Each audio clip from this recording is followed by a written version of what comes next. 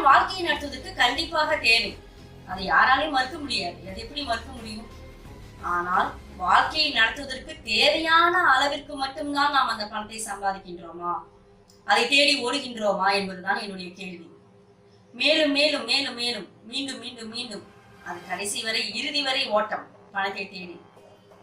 ஏதோ ஒரு சாக்கு சொல்றாங்க, நீங்க 60 வயதுக்கு அப்புறம் நிறுத்துவீங்களா, உங்களுடைய பிள்ளைகளுக்கெல்லாம் அது பேரன் பேத்தி திருமணம் செய்து பேரன் பேத்தி எடுத்த பிறகு நீங்கள் சரி போதும் இந்த ஓட்டம் அப்படின்னு உங்கள் கடமையெல்லாம் முடிச்ச பிறகு நிறுத்துவீங்களான்னு கேட்டா கூட அதை எப்படி நிறுத்த முடியும் அப்படின்னு தான் கேட்கறாங்க பதிலுக்கு.